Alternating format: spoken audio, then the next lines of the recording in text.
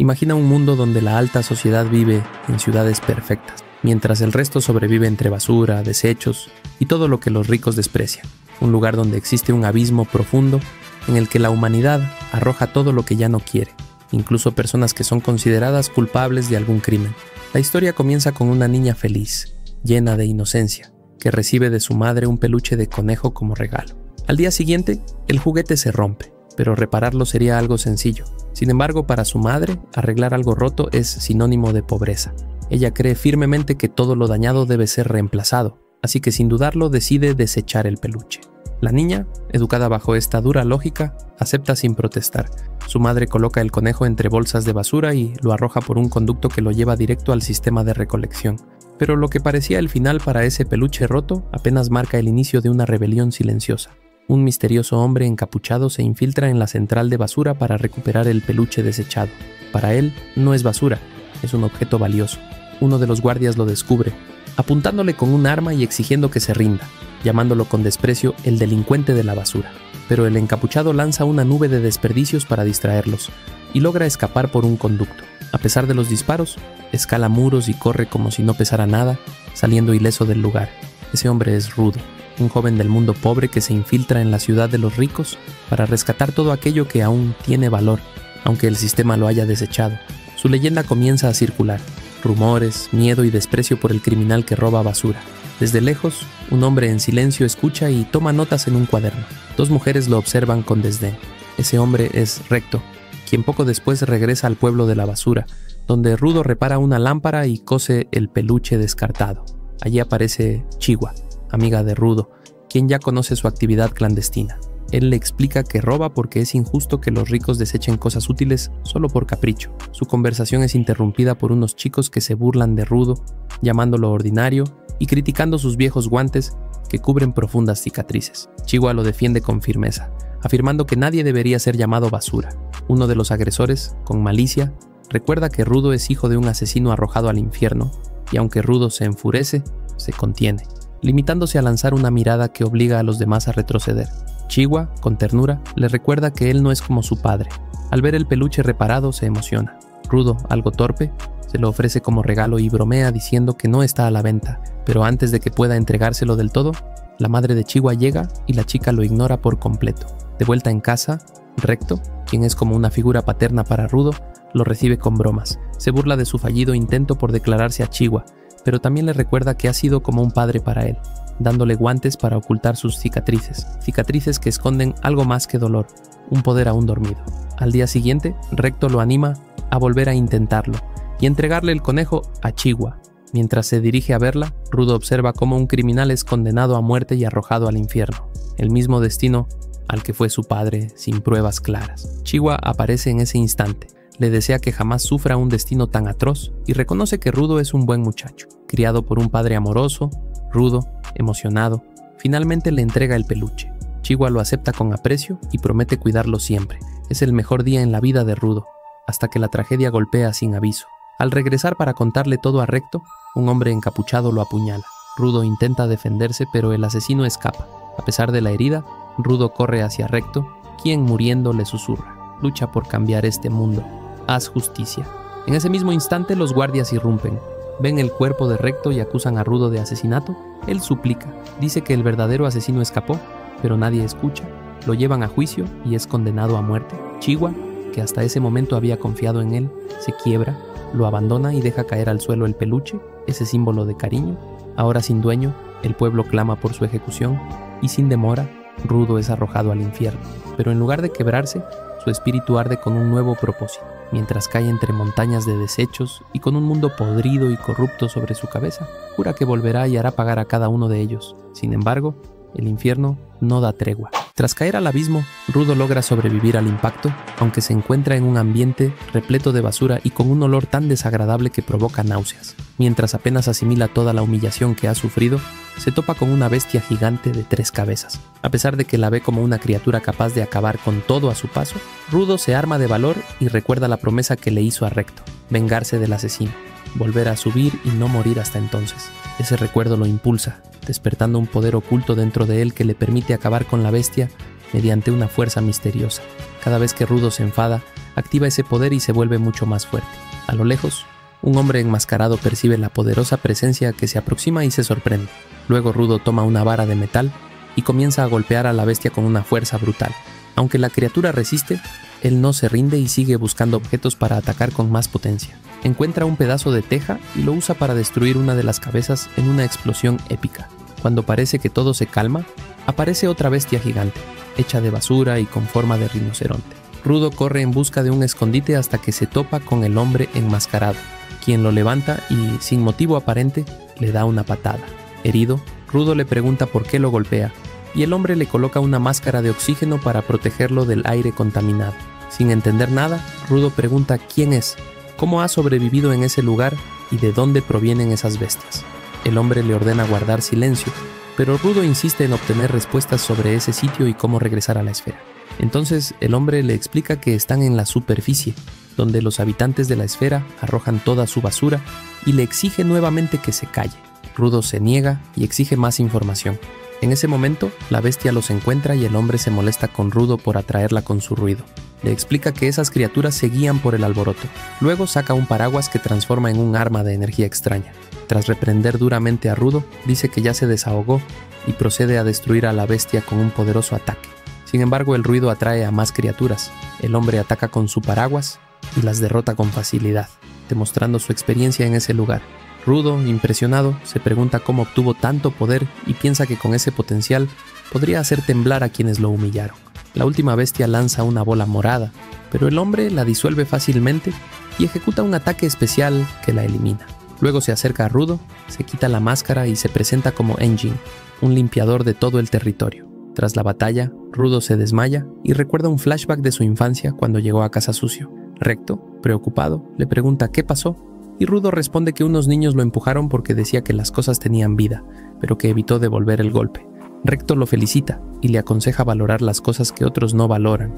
Rudo le pregunta si al cuidar más sus guantes podría despertar un poder oculto y Recto le dice que depende del valor que les dé, como ocurre con otros objetos. Rudo despierta encadenado mientras Engine lo arrastra preso hacia otro sitio. Rudo exige que lo libere y lo deje volver a la esfera, pero Engine le dice que eso es imposible y le pregunta qué planea hacer para lograrlo. Rudo insiste en que regresará para vengarse, pero necesita respuestas. Engine lo manda a callar y lo lleva a un lugar donde lo pondrá a prueba. Al llegar, unos tipos extraños lo rodean y le preguntan si viene de la esfera. Rudo responde que cayó al abismo sin saber que la esfera es justamente su lugar de origen. Los tipos se quitan las máscaras y elogian a Rudo por sobrevivir a la caída. Dicen que valoran a los esferinos, pero todo resulta ser una trampa. Lo encierran y le dicen que los esferinos son despreciados por tirar su basura en ese lugar, creando una atmósfera putrefacta que da origen a esas bestias. Las personas arrojadas al abismo nunca sobreviven, son devoradas o aplastadas. Como Rudo sobrevivió, planean vender su cuerpo, despedazarlo y darle un final horrible, aunque por ahora lo mantendrán vivo, alimentándolo con basura. Rudo rompe los dedos de uno de ellos y se los come junto con los restos, declarando que no le importa la basura, las tribus ni los habitantes de la esfera. Tarde o temprano se vengará y acabará con todos. Canalizando toda su rabia, desata un poderoso aura de venganza, acabando con quienes lo atacaron.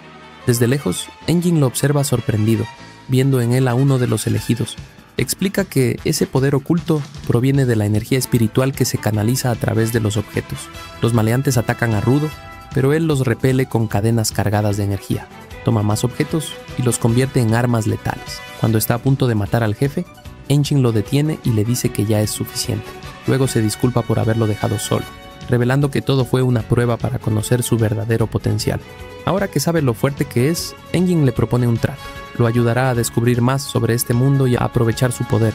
A cambio, Rudo deberá unirse a los limpiadores. Rudo, confundido, le responde que no quiere ser parte de ese grupo, dejándonos con la duda de qué son realmente los limpiadores. Engine llevó a Rudo al hospital de inmediato, consciente de la gravedad de sus heridas. Apenas llegaron, logró que un médico se hiciera cargo de él.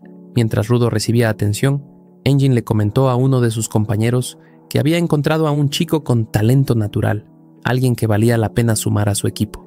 Rudo, aún adolorido, gritó que nunca había aceptado unirse, pero Engine fue tajante. No tenía opción. Allá afuera no sobreviviría solo. El médico también intervino, regañándolo por su imprudencia al aventurarse solo en tierra de nadie. Lo que más le sorprendía era que Rudo siguiera vivo después de inhalar tanto aire tóxico. Le dijo que debería estar agradecido de que Engin llegara justo a tiempo. Luego, sin mucha paciencia, le exigió que pagara la cuenta y se marchara. Para alivio de Rudo, Engin cubrió todos los gastos y juntos salieron del hospital. A pesar de lo brusco que podía ser, Rudo empezó a valorar lo que Engin estaba haciendo por él. Sin embargo, se mantuvo firme. No podía quedarse ni un segundo más. Tenía que volver a la esfera. Tenía una promesa que cumplir, una venganza pendiente. No podía perder el tiempo escarbando entre la basura. Engin, con tono calmado, le dijo que podía intentar preguntar por ahí cómo volver, pero que no se hiciera ilusiones. En el subsuelo todos detestaban a los de arriba. Si la gente se enteraba de que Rudo era uno de ellos, estaría acabado. Además, nada era gratis allí. Nadie le daría información así porque sí. Vagando y haciendo preguntas no llegaría a ningún lado. Ya dentro de la ciudad, Engin compró un par de hamburguesas y se sentaron a comer.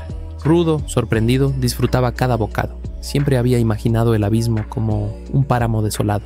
Pero ahora que estaba ahí, se daba cuenta de que se parecía mucho a cualquier ciudad, solo que más sucia y desordenada. Engin decidió que era hora de explicarle cómo funcionaban las cosas en ese mundo subterráneo. Le contó que la basura solía contener rastros de energía emocional, llamada ánima. A veces esa energía se acumulaba y tomaba forma, dando vida a entidades gigantescas conocidas como bestias de basura. Eran criaturas salvajes que atacaban a cualquier humano a la vista, aunque la mayoría permanecía cerca de los vertederos. A veces alguna llegaba a la ciudad y sembraba el caos. Derrotarlas no era tarea fácil. Había que destruir su núcleo y para eso se necesitaban instrumentos especiales como el paraguas de Engin o los guantes de Rudo. A simple vista parecían objetos comunes, pero con el tiempo y el cuidado adecuado, el ánima los reconocía y los convertía en armas poderosas. Solo unas pocas personas podían extraer ánima de esos objetos vitales, los Givers, y Rudo era uno de ellos. Engin le reveló que formaba parte de un grupo de limpieza especializado en eliminar bestias de basura. Siempre buscaban nuevos Givers y quería que Rudo se uniera. Pero Rudo quería respuestas primero. ¿Realmente Engin le diría cómo volver a la esfera si aceptaba? La respuesta lo desconcertó. Engin admitió que no tenía idea de cómo volver. Solo le había mentido para asegurarse de que lo escuchara. Rudo se enfureció por la traición, pero Engin se encogió de hombros. Su jefe sabía mucho más de lo que pasaba ahí abajo, y si alguien podía ayudarlo, era él. Resignado pero frustrado, Rudo entendió que no le quedaba más remedio que pasar por el jefe de Engin si quería una oportunidad.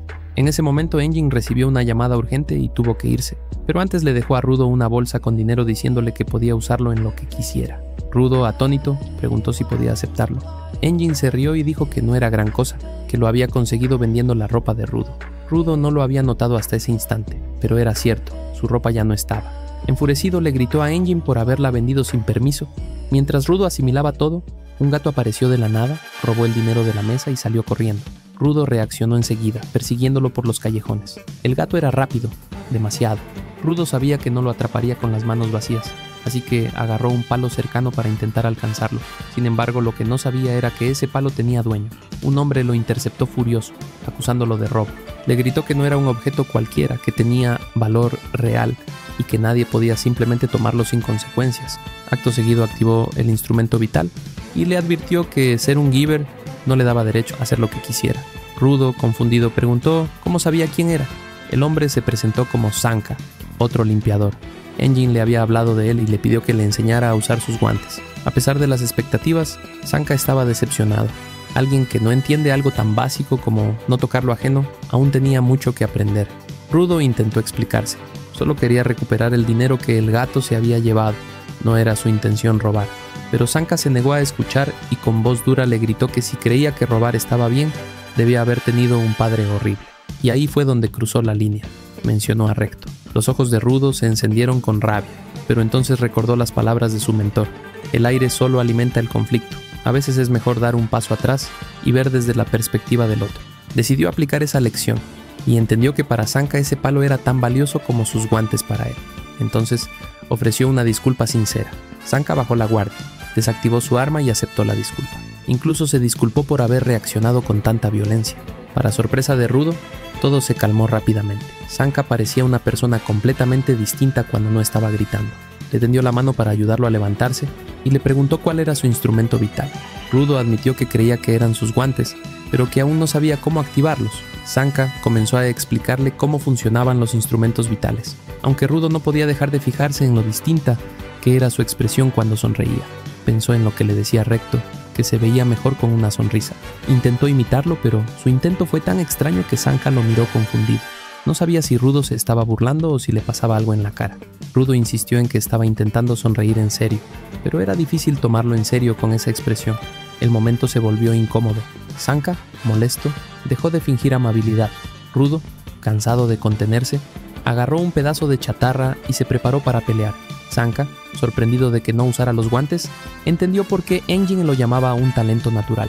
Aún así, talento sin habilidad no servía de nada. En medio del enfrentamiento, Rudo se dio cuenta de que Sanka había perdido su arma. La vio volando directo hacia él. Logró esquivarla por poco, pero Sanka ya estaba encima de él, lanzando ataques sin descanso. Rudo vio una oportunidad y lo golpeó dejando un pequeño corte en su mejilla. Sanka lo lanzó al suelo y lo llamó Giver inútil. Pero algo lo detuvo. Notó un olor extraño. El corte en su rostro realmente era excremento. Al mirar el arma de Rudo, se dio cuenta de que era un desatascador. Sanka estaba horrorizado. Rudo, sin entender nada, seguía atacando con determinación. Al final saltó con el desatascador y roció a Sanka con excremento. Un rato después, Engin regresó y los encontró juntos. Cuando Rudo le explicó lo ocurrido, Engin no pudo parar de reír. Jamás imaginó que su primer encuentro terminaría así. Avergonzado, Rudo apenas podía creer lo que había hecho, pero Engin tomó todo con humor. Le dijo que Sanka era el mejor Giver que conocía, un maestro ideal. Sanka, halagado, agradeció el elogio.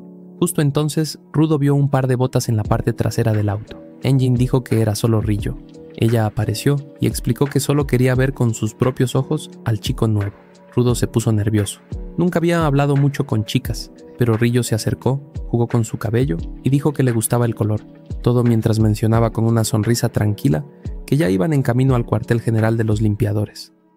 Mientras el grupo avanzaba por caminos devastados, las ruinas de ciudades destruidas les recordaban la magnitud del mundo que habían dejado atrás. Finalmente, tras un largo y agotador viaje, llegaron al cuartel central. Allí fueron recibidos por Semiu, la recepcionista. Desde hacía tiempo había oído rumores sobre el novato prodigio llamado Rudo, pero no se fiaba de las palabras. Quería comprobar su potencial por sí misma. Sin perder tiempo, Semiu se ajustó sus gafas especiales y comenzó a escanear a Rudo de arriba abajo. Su análisis fue rápido pero certero. Un físico prometedor, una notable armonía con su instrumento de combate, pero también una advertencia importante. Su control era inestable y requería urgente entrenamiento. Y por si fuera poco, aún llevaba residuos de excremento en el cuerpo. Necesitaba un baño, y lo necesitaba ya. A pesar de todo, estaba programado que el jefe lo presentara oficialmente. Engin, sin embargo, notó algo extraño en Semiu, como si ocultara información. En ese momento, Rudo echó un vistazo al cuartel. Entre combatientes, centinelas y seguidores, había al menos un centenar de personas. Muchos de ellos serían destinados a otras sedes según su especialidad. Se dirigieron a la oficina central, pero antes de entrar, recibieron algunas advertencias. Nadie debía pedir subir a la esfera sin ofrecerse primero como trabajador. Tampoco debían hacer preguntas sobre el instrumento del jefe. Ni siquiera sus propios hombres sabían cuál era su habilidad real, pero todos le seguían con lealtad. No solo era poderoso, también íntegro. Al llegar, la oficina estaba vacía. El jefe había salido de viaje de negocios. Rillo aprovechó para conocer mejor a Rudo. Con la amenaza de monstruos acercándose a la barricada, era el momento perfecto para poner a prueba al novato. Sería una excelente oportunidad para iniciarlo. Rudo, aún desorientado, admitió no saber mucho sobre la zona contaminada. Engin solo le había mencionado un vertedero. Semiu se encargó de explicarle. El mundo estaba dividido en dos grandes regiones: la zona segura donde vivían los humanos y la zona contaminada plagada de bestias. El lugar donde habían encontrado a Rudo era una de las zonas más peligrosas, una de las 6 regiones prohibidas donde ningún civil podría sobrevivir ni un instante. Incluso algunos Givers no podrían salir con vida. Semiu quiso saber por qué Rudo estaba ahí, pero Engin desvió la conversación diciendo que solo paseaba. Para entrar a estas zonas era obligatorio usar una máscara. Las partículas nocivas eran letales y un humano solo podía resistir unos 15 minutos sin protección. Aunque la misión parecía simple, debían mantenerse alerta. Una vez llegaron al abismo, Rudo lo reconoció de inmediato. Era igual a lo que había visto desde la esfera, pero no esperaba encontrar gente viviendo ahí. Se preguntaba si los que vivían en la superficie sabían que arrojaban basura y criminales sobre una sociedad subterránea que también luchaba por sobrevivir. Pese a la miseria, había verdaderos tesoros entre los escombros, cosas que Rudo deseaba reparar y conservar. Allí conocieron a los miembros del equipo de apoyo, personas sin gran poder, pero esenciales para los Givers. Eran amables, fuertes y entregados. Pero no tardaron en llegar las primeras bestias. No eran muy grandes, pero se movían en manada. Afortunadamente, eran lentas y débiles. Aunque golpeaban la barrera, no lograban dañarla. Rudo pensó que eran casi inofensivas comparadas con las que él había enfrentado. Incluso parecían animales salvajes, no monstruos, pero la tranquilidad fue fugaz. Pronto, nuevas bestias mucho más feroces comenzaron a embestir la barrera y la batalla estalló. Entre ellas, una criatura en particular llamó la atención de Rillo. Sin dudarlo, intervino usando su artefacto, unas enormes tijeras que podía controlar con los pies y cambiar de tamaño a voluntad. Su estilo de combate impresionó a Rudo. Mientras los de apoyo lanzaban a las bestias al aire, Rillo las cortaba con precisión quirúrgica. En medio del caos, Rudo vio a uno de los chicos de apoyo en peligro. Sintiendo una mezcla de impotencia y responsabilidad, intentó ayudar, pero aún no controlaba su habilidad. Cuando parecía que la barricada iba a caer bajo el ataque de la bestia, Rillo apareció a tiempo para salvarlos. Partió a la criatura en dos con un solo tajo, pero no fue suficiente. La bestia se regeneró al instante y volvió al ataque con más furia. Rillo pasó a la defensiva y logró cortar unos cables que sobresalían del cuerpo del monstruo. Fue entonces cuando notó algo curioso, un destello en una zona específica del cuerpo de la bestia. Algo no encajaba. La criatura volvió a regenerarse, y esta vez parecía haber evolucionado. Rillo, sin perder tiempo, lanzó un contraataque brutal, concentrando toda su energía en el punto brillante que había identificado. El golpe fue devastador. Finalmente, el monstruo cayó. Cuando el polvo se asentó, Rillo encontró algo inesperado, un objeto especial incrustado en el cuerpo de la bestia. Aquello sin duda era la fuente de su poder.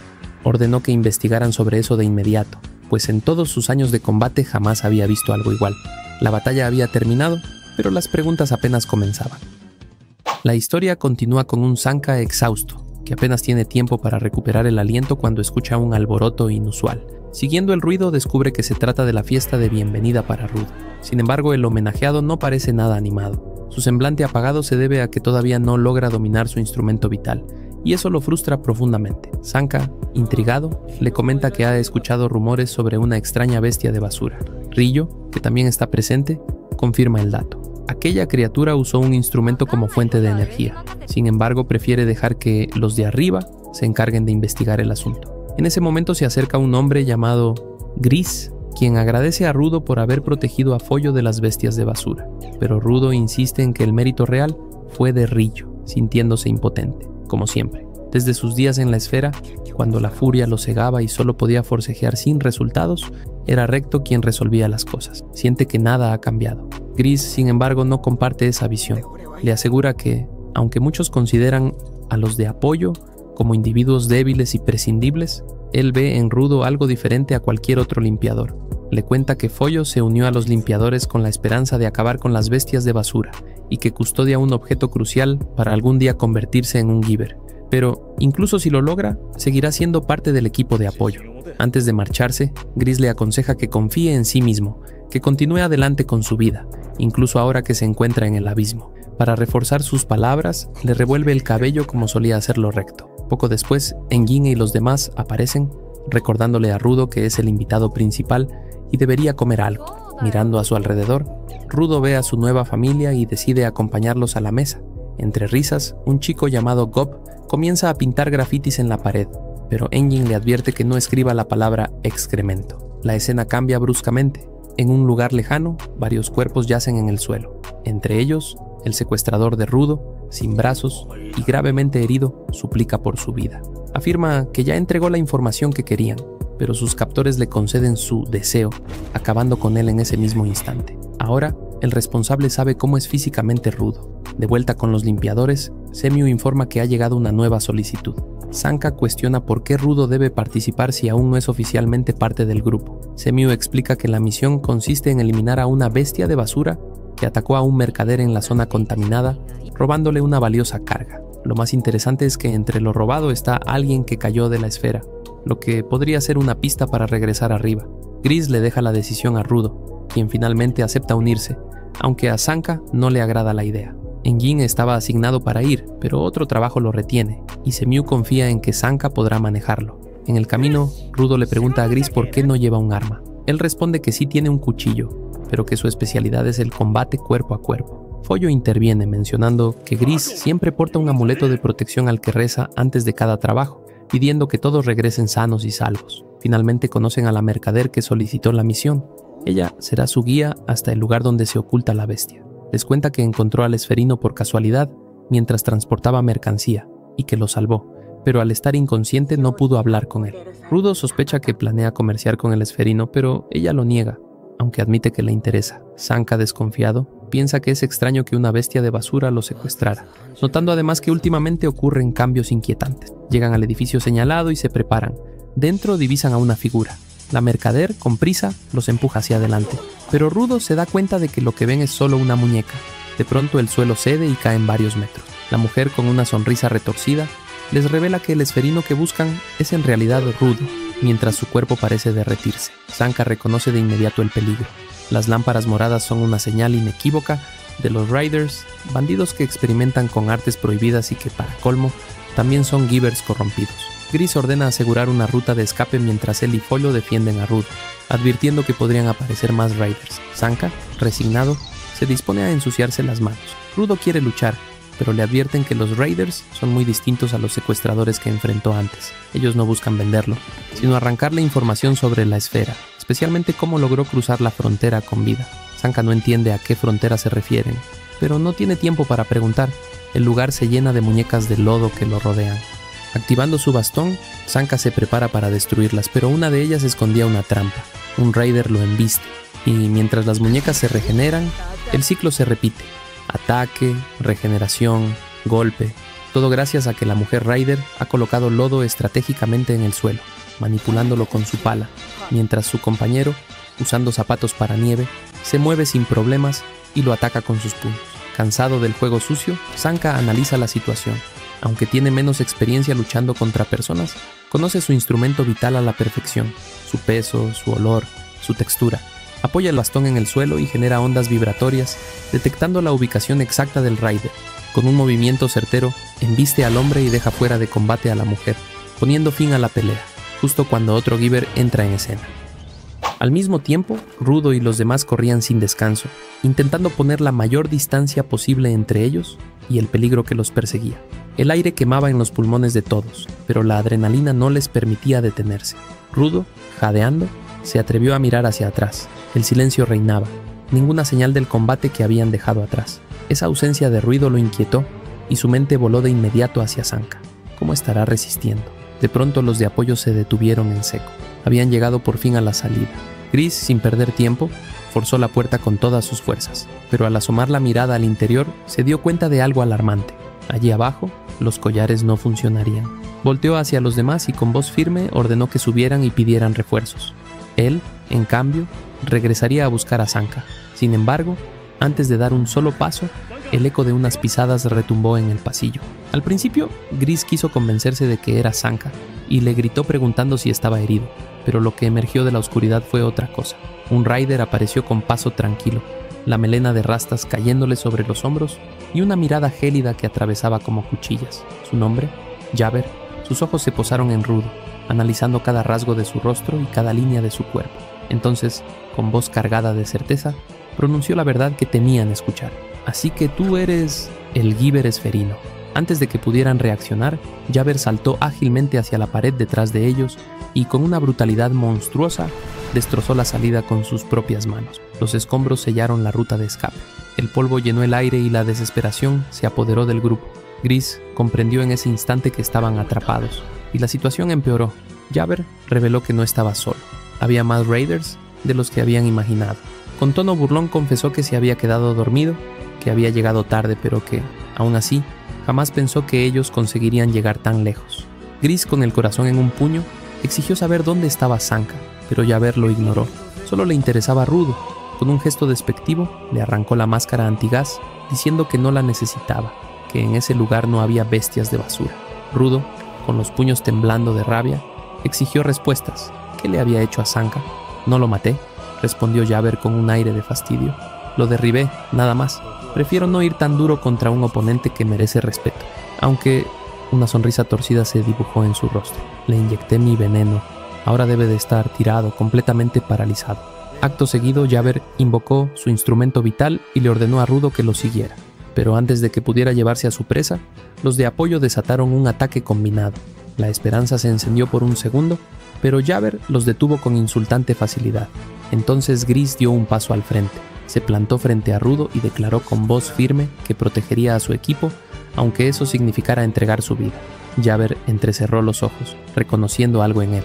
«Así que eres un seguidor», escupió con desprecio. «Nada más que un debilucho que juega a ser héroe». Con una sonrisa cruel, desenvainó su instrumento vital y se lanzó a atacar. «Quítate del medio, Gris», gritó Rudo. «Puedo encargarme de él yo solo». Pero Gris no se movió, ni una palabra ni un paso atrás. Se quedó firme. Fue entonces cuando la tragedia golpeó. Jabber, con un movimiento casi imperceptible, atravesó el estómago de Gris con sus garras. El tiempo pareció detenerse. El talismán de Gris salió volando por el aire, manchado de sangre. Los ojos de Rudo se abrieron con un terror indescriptible.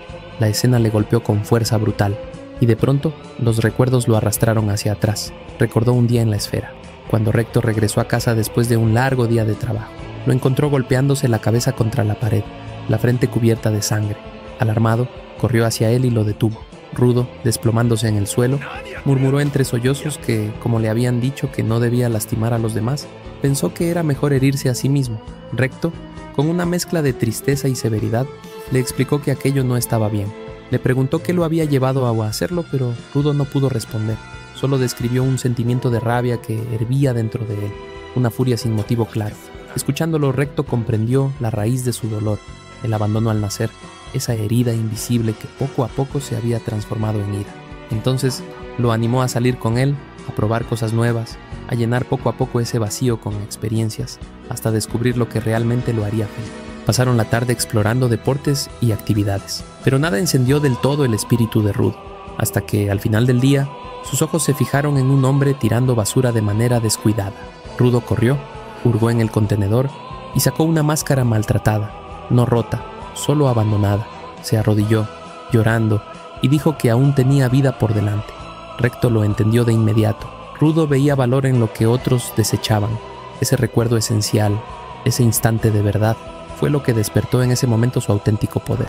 Sosteniendo el talismán de Gris, una aurora roja estalló alrededor de Rudo.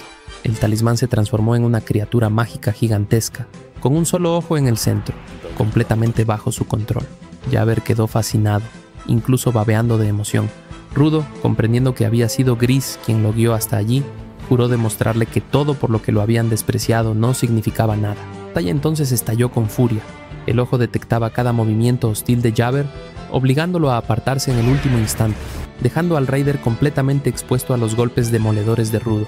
Jabber, excitado, sonrió entre la sangre. Había descubierto el verdadero poder de su rival. El ojo podía controlar el flujo del movimiento, forzando el curso del combate a favor de Rudo, y aunque intentó confundirlo, atacar con escombros o moverse a gran velocidad, cada intento fue inútil.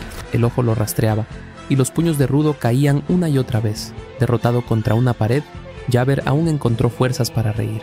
Reveló un último detalle: el talismán de Rudo solo reaccionaba a intenciones hostiles conscientes, y para demostrarlo, hundió su propia garra en su carne, inyectándose su neurotoxina. Rió como un loco, asegurando que pronto perdería el control de sí mismo, que su cuerpo y mente dejarían de obedecerle, y entonces el verdadero juego comenzaría. Jabber arremetió contra Rudo, y este, al bloquear sus ataques, comprendió que aquel monstruo aún tenía una energía desbordante. Miró a su alrededor y notó que Follo atendía las heridas de Gris. Entendió entonces que debía alejarse de ellos, para no ponerlos en riesgo. Trató de huir, pero Jabber lo persiguió sin descanso, atacándolo con furia. Fue en ese instante cuando Rudo descubrió con horror que el amuleto de Gris ya no estaba funcionando. Logró repeler el ataque y mandar a volar a Jabber, pero este volvió a levantarse gritando completamente fuera de control. Rudo razonó que el amuleto no funcionaba porque su enemigo estaba inconsciente. Aquel artefacto solo reaccionaba a la hostilidad, no a los reflejos de un cuerpo que seguía peleando sin razón. Se preguntó si Jabber era un guerrero con una resolución inquebrantable o simplemente un supermasoquista. El recuerdo lo golpeó. De niño, cuando los demás se burlaban de él, lo acusaban de ser uno por nunca defenderse. Incluso en casa, al preguntar a Recto qué significaba ser un supermasoquista, lo había dejado sorprendido. Ahora, frente a ese rival, Se preguntaba cómo podía derrotar a alguien que parecía disfrutar cada golpe recibido. Jabber, enloquecido, destrozaba los pilares con sus garras y utilizaba los escombros para lanzarse velozmente contra Rudo, que apenas lograba esquivar, claramente en desventaja. Estuvo a punto de ser acabado cuando de repente un artefacto de Sanka lanzó al villano por los aires. El instructor, a duras penas de pie pese al veneno, se unió a la pelea y le gritó a Rudo que aquel era el momento de castigar a Jabber. Sorprendido de verlo vivo, Rudo escuchó a Sanka admitir que lo había estado observando todo el tiempo. Como su maestro, había analizado la batalla y comprendido la naturaleza del amuleto. Reaccionaba a la hostilidad, pero no funcionaba contra un enemigo inconsciente. Incapaz de moverse bien por el veneno, le propuso una estrategia arriesgada, que dejara que él mismo lo atacara. Así el amuleto se activaría y podrían redirigir la fuerza contra Jabber. Rudo dudó, advirtiendo el riesgo, pero Jabber volvió a lanzarse contra ellos. Sanka lo previno. Esas garras no podían tocarlo. Un simple rasguño lo inmovilizaría. Frustrado, Sanka descargó un ataque contra Rudo, activando el amuleto y saliendo disparado, directo contra Jabber, al que logró asestar un golpe devastador. Rudo, sorprendido por la intensidad de la hostilidad de su maestro, escuchó cómo éste le pedía calma, solo era una prueba, y además, el plan había funcionado. Así repitieron la táctica una y otra vez. Rudo se acercaba a Sanka, recibía su golpe, y el amuleto redirigía la fuerza contra Jabber. En el último choque, el villano recuperó la conciencia, sorprendido al ver al muchacho que había envenenado aún en pie. Sanka le asestó un último golpe que lo derribó al fin. Rudo apenas pudo suspirar de alivio, pero la calma no duró. El amuleto de Gris comenzó a desmoronarse en sus manos. Rudo entró en pánico. Aquel tesoro se destruía por su culpa. No entendía qué pasaba si no había hecho nada malo. Su cuerpo empezó a reaccionar de forma extraña, y Sanka, preocupado, le preguntó si estaba bien. Antes de poder responder, Rudo se desplomó. Entonces su maestro notó con horror que había sido herido por Jabber. Como si eso no bastara, Jabber, aún con vida, se clavó su propia garra izquierda en el cuello y se levantó como si nada. Sonriendo de forma demente, confesó que no sabía qué había hecho inconsciente, pero parecía que había funcionado de maravilla. Sanka, atónito, le preguntó si acaso podía curarse, pues le habían dado una paliza. Jabber soltó una risa macabra. No tenía tal poder, pero usando correctamente su garra podía producir anestesia. Admitió que había pasado un buen rato gracias a la pelea, y mientras hablaba, inyectó de nuevo su veneno en Sanka, dejándolo paralizado. Luego cargó con Rudo y se marchó, murmurando que no podía permitirse fallar otra vez en su misión o lo pagarían caro.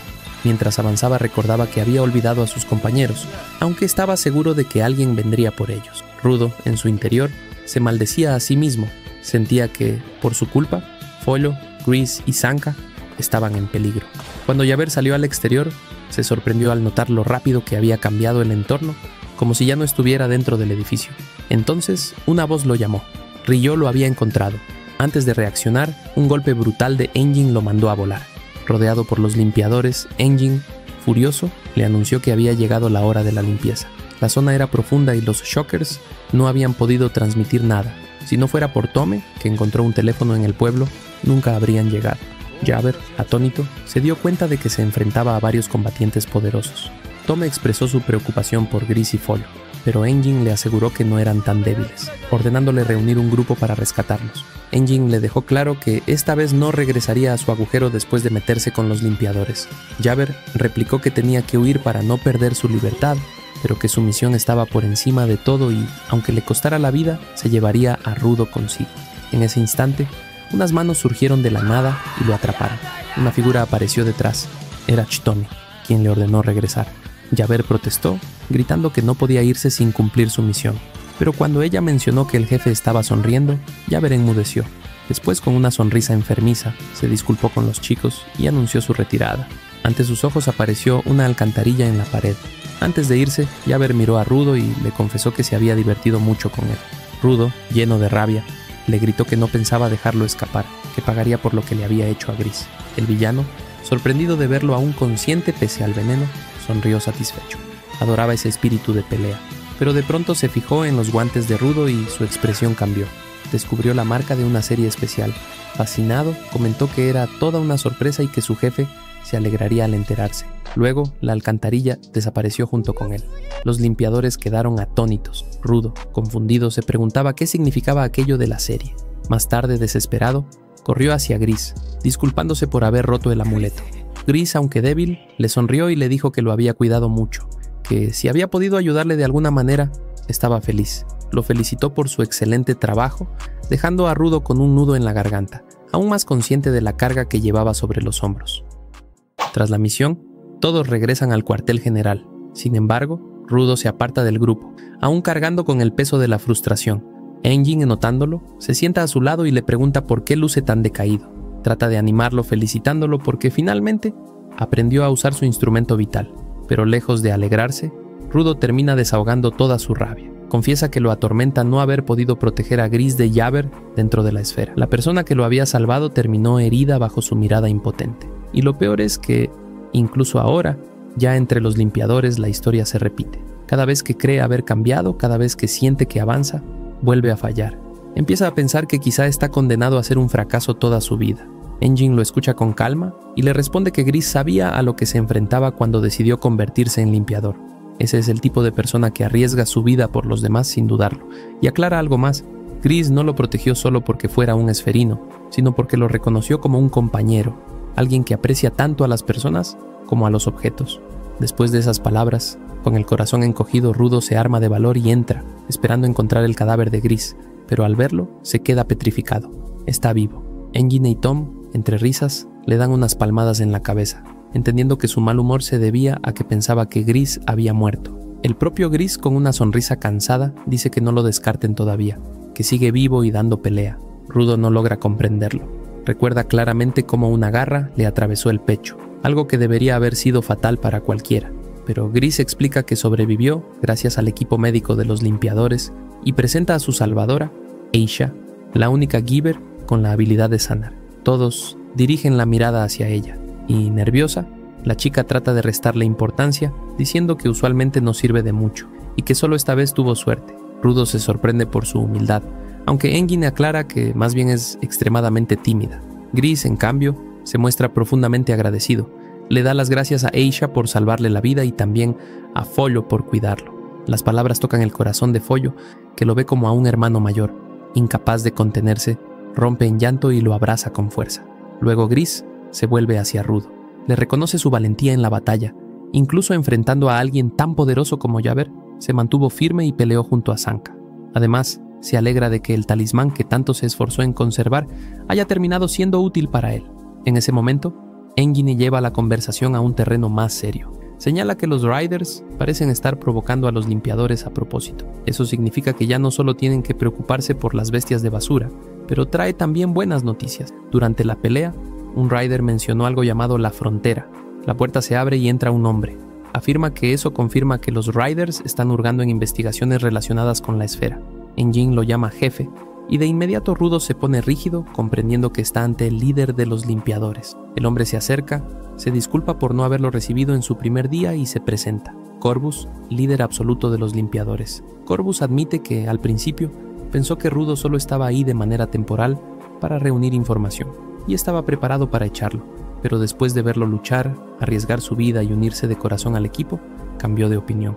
Reconoce que Rudo posee un poder especial que podría ser crucial para su causa. Sin rodeos, lo acepta oficialmente como miembro de los limpiadores. Le pide que lo acompañe a su oficina, donde le entregará su uniforme y le compartirá información vital. Ya en privado, Corvus revela lo que sabe. La frontera es un espacio entre la esfera y la superficie. Todo aquel que ha intentado cruzarla ha muerto, pero existe un rumor inquietante. Una mujer vive cerca de esa zona prohibida. Un viajero perdido aseguró que ella lo ayudó, y cuando le preguntó por qué residía allí, respondió: vivo para observar a las personas que caen desde arriba. Más extraño aún, dijo que algunas de esas personas lograban ir y venir sin morir. Eso lleva a Corvus a creer que tal vez sea posible cruzar la frontera con vida.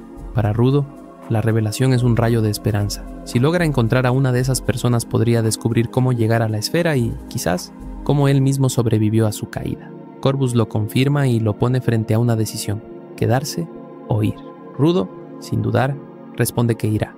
Corvus sonríe y le entrega su uniforme de limpiador, felicitándolo porque le queda perfecto.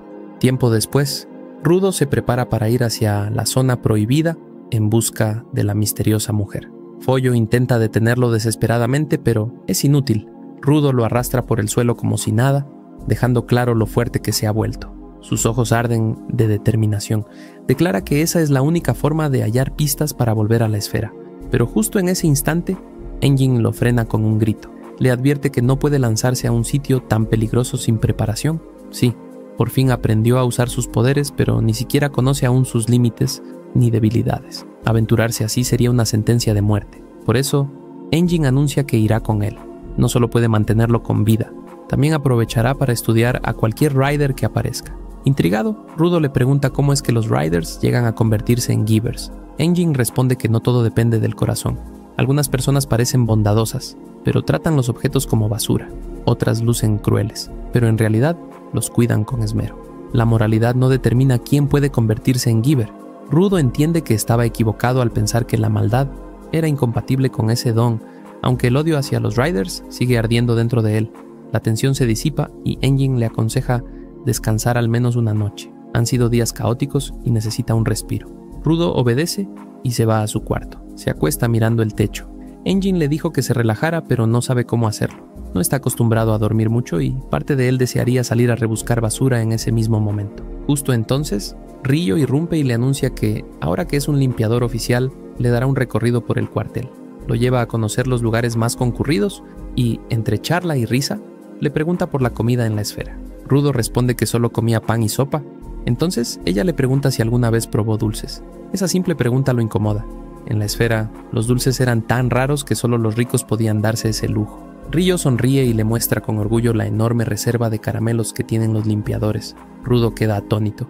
Engin explica que los dulces son más codiciados que las drogas en la superficie, pero le advierte que no se vuelva adicto. Rudo prueba uno y su mundo cambia. El sabor lo embriaga. No puede detenerse y devora puñado tras puñado hasta acabar con toda la pila. Engin, divertido, le dice que va a engordar, pero a Rudo no le importa. Nunca había probado algo tan delicioso. De repente, aparece Dir y lo observa con frialdad. Rudo cree que está molesto porque se quedó con todos los dulces, así que, educadamente, le ofrece uno. Dir lo arrebata y se lo mete en la boca sin decir nada. La tensión sube y parece que una pelea va a estallar, pero se lo llevan antes de que pase a mayores. Un rato después, Sanka camina por el pasillo y se alarma al ver a un hombre gordo salir a duras penas de una habitación. Piensa que es un intruso, pero al mirar mejor se da cuenta de que es Rudo, hinchado por haber comido tanto.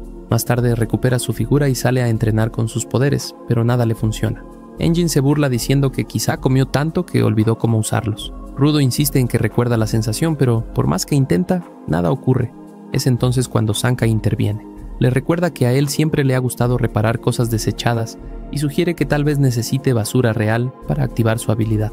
Para comprobarlo, arroja un montón de desperdicios frente a él. Rudo escarba, toma un objeto cualquiera y, esta vez, logra activar su poder. Ante sus ojos, la basura se transforma en un instrumento vital. Engin, sorprendido, felicita a Sanka por su instinto. La siguiente prueba consiste en ver si Rudo puede crear varias armas a la vez.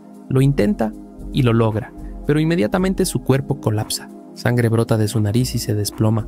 Engin sospecha que la causa está en la increíble calidad de sus guantes. Al preguntarle qué significa, Engin explica que cuanto más tiempo se cuida un objeto, más fuerte se vuelve. A ese proceso se le llama mejorar la calidad del instrumento, pero aclara que en la batalla no todo es la calidad. La experiencia y la mentalidad del usuario también cuentan. Sanka coincide, agregando que los guantes de Rudo, al haber sido cuidados desde su infancia, deben tener ya una calidad extraordinaria. Aunque también se pregunta si solo eso basta para explicar lo lejos que puede llegar su cuerpo, o si la serie mencionada por Jaber tiene algo que ver. Rudo, agotado, piensa en voz baja. Recuerda cómo el talismán de Gris, transformado en arma, desapareció al final. En cambio, las armas que acaba de fabricar siguen intactas, incluso al cambiarlas entre sí. Concluye que tal vez existe un límite de tiempo. Ryo interviene, sugiriendo que el talismán se deshizo porque ya había cumplido su propósito. Sanka está de acuerdo. Ocurrió justo después de que terminó la batalla, cuando Rudo ya estaba a salvo. Engin complementa la idea diciendo que quizá ese sea el verdadero poder de Rudo, llevar los objetos rotos o desechados a su máximo valor, y una vez cumplido su papel, dejarlos descansar. Rudo comprende al fin que no destruyó el talismán de Gris, lo elevó a su máximo potencial y luego se desvaneció por sí mismo. Por primera vez, entiende su verdadero poder. Sin embargo, Ryo no puede quitarse de la cabeza las palabras de Jaber sobre que los guantes de Rudo forman parte de algo llamado la serie. De pronto se le ocurre una idea y le pregunta si sus guantes tienen un nombre. Rudo, desconcertado, admite que jamás pensó en ponerles uno. Mientras tanto, en otro lugar, Javer y su compañero regresan a la base. Allí los espera su jefe, sentado en la penumbra. El hombre revela una verdad escalofriante. Los guantes de Rudo pertenecen a lo que se conoce como la serie vigilante. De regreso en la sede de los limpiadores, Rudo se despertó en mitad de la noche con las manos ardiéndole de dolor. Sin pensarlo demasiado, se dirigió a los lavabos y sumergió los dedos en agua fría, buscando un alivio momentáneo. Al regresar a su habitación, se llevó unas sorpresas. Rillo estaba recostada en su cama, esperándolo. Rudo se quedó inmóvil, desconcertado, y apenas logró preguntar por qué estaba allí tan tarde. Ella, con calma, le explicó que su habitación estaba justo arriba de la de él y que lo había escuchado quejarse. No pudo ignorarlo, así que decidió bajar. Rillo lo observó secarse las manos y preguntó si ese dolor nacía de ellas. Rudo confesó que los guantes lo ayudaban un poco, aunque de vez en cuando debía lavárselas. Cuando Rillo las miró de cerca, se quedó impactada. Aquellas heridas no parecían quemaduras comunes. Le preguntó qué las había causado, y Rudo, en voz baja, admitió que habían sido sus padres. El silencio se volvió pesado. Rillo se levantó de golpe, avanzó hacia la ventana y antes de marcharse le dijo: «Los padres nos entregan muchas cosas, algunas buenas, otras terribles». Al día siguiente Rudo se reunió con Corvus. Este le explicó que su máscara aún no estaba terminada, así que debería dedicar el día a preparar lo demás. Ante la confusión de Rudo, Engin intervino. Todo limpiador necesitaba un equipo especial para entrar en la zona prohibida. Le mostró su propia máscara y le contó que existía un artista encargado de fabricar tanto las máscaras como los trajes. El problema era que aquel artista se bloqueaba con la presión. Si lo apresuraban, su trabajo perdía calidad. Por eso todos preferían dejarlo avanzar a su ritmo. Corvus añadió que, para proteger a Rudo, debían ponerle un hechizo de dibujo. Rudo no entendía del todo.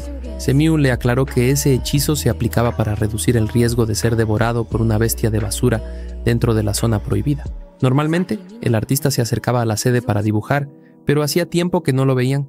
Suponían que estaba ocupado, así que esta vez irían a buscarlo directamente. Engin se volvió hacia Rudo y le anunció que viajarían a la ciudad Graffiti, en Canvas Town, con un equipo de limpiadores dividido en 3 grupos: Akuta, Aiger y los de apoyo. Delmon, compadecido por lo que había escuchado de su historia, le sugirió unirse a su equipo, pero Tamsi lo interrumpió con brusquedad. Rudo había sido reclutado por Engin, lo que lo colocaba en el grupo de Akuta. Poco después todos partieron en un jeep rumbo a Canvas Town. Al llegar, Rudo quedó sorprendido.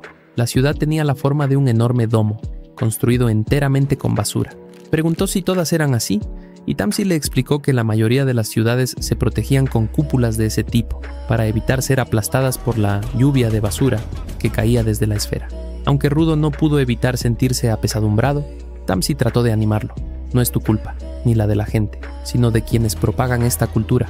Algunos forasteros en la entrada murmuraban que había algo extraño en aquella ciudad. Las puertas permanecían abiertas, pero no podían atravesarlas. Un hombre lo intentó y fue detenido por una barrera invisible. Quedaron boquiabiertos al ver a los limpiadores cruzar sin problemas. Rudo, en cambio, se detuvo. Engin lo animó a caminar hacia adentro. Mientras no tuviera malas intenciones, no habría problema. Tal como le dijo, pasó sin dificultad, dejando a los forasteros desconcertados. Dentro, Rudo quedó maravillado por el arte que cubría las calles y los muros. Engin explicó que, aunque en la superficie muchos disfrutaban pintar, pocos lo valoraban. La leyenda contaba que aquel pueblo había nacido como refugio para los artistas, un lugar donde crear sin restricciones. Rudo preguntó si en realidad habían llegado hasta allí solo para contemplar arte, pero Engin le aclaró que su propósito era otro: conocer al artista, un giver capaz de infundir hechizos de protección en todo lo que dibujara. Él sería quien asegurara a Rudo antes de entrar a la zona prohibida. Por ejemplo, explicó, los forasteros rechazados en la puerta habían sido bloqueados porque el artista no permitía la entrada a quienes ocultaban malas intenciones. Rudo admitió que aquel poder sonaba demasiado flexible.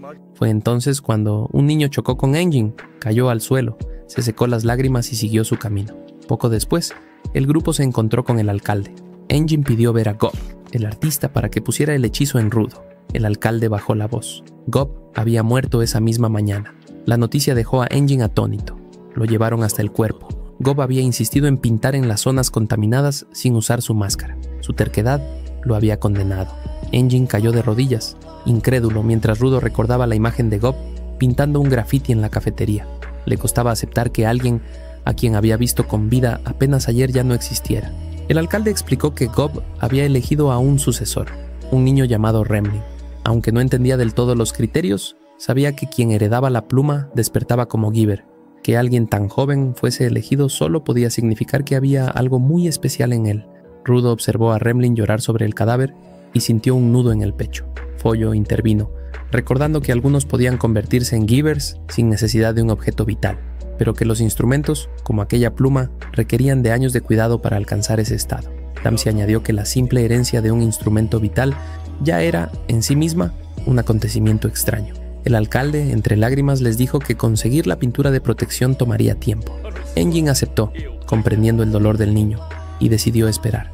Antes de marcharse, trató de animar a Remlin, pero este, entre sollozos, gritó que ya bastaba de tristeza, que todos deberían estar felices. Tomó la pluma, salió corriendo hasta el techo y comenzó a pintar un símbolo en el aire. De inmediato, unas latas se transformaron en fuegos artificiales que iluminaron el cielo. Gob habría querido que lo celebráramos así, dijo Remlin con una sonrisa entre lágrimas. Los ciudadanos comenzaron a aplaudir y a festejar bajo los destellos. Rudo, mirando a Remlin, sintió que aquella escena le recordaba a su propia infancia, a lo que había sido él mismo con Recto. Todo resultaba tan abrumador que no supo cómo reaccionar. En un brusco cambio de escena, Rudo aparece furioso. Alguien le pintó la cara como a un payaso. Frente a él, Remlin no puede contener la risa. Con descaro, vuelve a presentarse como la nueva hechicera, la que usará su magia para trabajar. ¿Por qué demonios me pintaste la cara de payaso?, le reclama Rudo, con el ceño fruncido, pero Remlin lo ignora olímpicamente y, con un aire juguetón, le explica que, por lo que ha notado, no puede usar sus hechizos sin recibir primero un permiso. Lo compara con hacer grafitis en otros pueblos. Si no te autorizan, no puedes hacerlo. Intrigado, Engin pregunta al alcalde a qué generación pertenece Remlin. El hombre responde que, en teoría, deberían estar ya en la sexta. Explica que los hechiceros rara vez dejan escritos o registros, se comunican a través de su arte. Y en cuanto a lo de pedir permiso, señala que, aunque en cada generación las habilidades se parecen, siempre hay pequeños matices que las distinguen. Engin asiente, entendiendo que cada persona piensa, siente y experimenta de manera única. Por eso tanto el poder como su forma de expresarlo cambian según el portador. Sin embargo, Remlin interrumpe para aclarar que sus dones no son idénticos a los de la generación pasada, aunque sí comparten el mismo espíritu lúdico. Globos para aliviar el estrés, flores para calmar disputas, siempre con significados ocultos, incluso en lugares distintos. Según ella, Gob y los anteriores sucesores eligieron a gente libre y juguetona, y eso mismo planea hacer ella, porque le encanta. Engin no lo entiende del todo, y supone que las habilidades se parecen porque piensan igual, pero Remlin lo corrige. Nadie piensa igual, porque cada uno es libre de dibujar lo que quiera, y cada obra resulta distinta. El alcalde intercede, advirtiéndole a Engin que no se desgaste intentando descifrar a los artistas. Hacerlo podría volverlo loco. Entonces Remlin toma su brocha y, con un movimiento inesperado, la transforma en una máquina para tatuar, dejando a los chicos boquiabiertos. El alcalde la regaña, exigiéndole seriedad y pidiéndole que no se atreva a tatuar a Rudo. Sorprendido pregunta en qué momento cambió el instrumento. Ella responde con naturalidad: lo hice porque se me ocurrió tatuarlo. Después de todo hay que variar las herramientas. Engin descubre asombrado que, además de hechizos, Remlin puede crear cualquier herramienta que imagine. Finalmente, ella cambia la máquina para no marcar a Rudo de forma permanente, aunque advierte que, si solo dibuja, el trazo se borrará en cuanto se bañe. Tras terminar el encantamiento, los chicos se preparan para regresar a la base. Remlin, agotada por el esfuerzo, apenas logra mantenerse en pie. Cuando están por salir de la ciudad, los sujetos que antes no pudieron entrar reclaman al alcalde. Se indignan al descubrir que una mocosa heredó la pluma, convencidos de que debieron ser ellos, pues ganaron concursos de arte. El alcalde los silencia de inmediato, recordándoles que ni siquiera son dignos de entrar a la ciudad, y les ordena largarse si no quieren buscarse problemas. Poco después, los chicos suben a su vehículo y se despiden del alcalde, aconsejándole no enfurecerse demasiado. Remlin le pide que evite acercarse a la entrada, mientras que Rudo, antes de partir, le promete a la pequeña que regresará algún día, pues presenció algo extraordinario. Ya en camino, Engin comenta que volverán a la central por sus cosas, pero antes tiene una brillante idea: detenerse en un basurero para que Rudo haga lo que más disfruta, recoger chatarra. Rudo, feliz, se lanza de inmediato a hurgar entre los montones. De pronto, un televisor viejo se enciende solo, mostrando una imagen extraña. La escena cambia de nuevo. En la central, August, lleno de emoción, grita que al fin ha terminado el traje. Engin lo presenta y August revela que, como nunca le tomaron medidas, aprovechó mientras Rudo dormía para hacerlo. Así la máscara le quedaría perfecta. Rudo, incrédulo, no puede creer que ese loco entrara a escondidas a su cuarto, aunque August le recuerda que dejó la puerta abierta. En ese momento, Aisha interviene para detener a su hermano y pedirle que no cause más problemas. Rudo observa sorprendido cómo esos dos, siendo hermanos, tienen personalidades tan opuestas. Más tarde, bajando en el ascensor, Engin le pide a Rudo su shocker. Al recibirlo, todos muerden sus dedos y manchan el dispositivo con sangre. Le explican que los shockers son como transmisores y solo funcionan con quienes han compartido sangre. Rudo, intrigado por esa tecnología, escucha mientras Follo y Rillo le dicen que compartir sangre es un símbolo de amistad. Ahora es su turno de corresponder. La historia da otro giro. Los chicos avanzan hacia la zona prohibida. Engin le recuerda a Rudo que cargó demasiada basura y que, a mitad del camino, tendrán que ir a pie, lo que será un problema. Además, apenas pongan un pie allí, aparecerán los monstruos de basura. Finalmente llegan a un desierto prohibido. No es arena lo que cubre el suelo, sino desechos pulverizados. Rudo se prepara, convencido de que primero debe entrenar antes de adentrarse más. Pronto, aparecen bestias con forma de escorpiones de basura. Los chicos luchan contra ellas, mientras Tome registra cada detalle, su apariencia, sus ataques, su comportamiento. Sanka queda rodeado, pero Engin entra en acción y, con su sombrilla, derrota a varias de ellas. Solo una queda en pie, y Rudo debe enfrentarla usando un teclado. Presiona unas teclas, que salen disparadas y hieren a la criatura hasta derribarla. Los jóvenes concluyen que, si salieron tantos escorpiones, significa que bajo aquella arena falsa debe ocultarse una gran cantidad de basura. Chris regaña a Tome por tomar notas en medio del combate, pero ella insiste en que ese es su trabajo. Si deja los detalles para después, los olvidará, y los detalles son lo más importante. Rudo protesta por el polvo que nubla su vista, aunque logra distinguir algo. Entonces Dilmon y Tamsi lo sorprenden, advirtiéndole que podría perderse con tanto polvo. Lo felicitan además por su buen desempeño. Rudo sonríe, feliz de sentirse útil por primera vez. De pronto aparece una misteriosa mujer. Con una sonrisa, asegura que ya sabía que vendrían a verla. Los chicos se inquietan.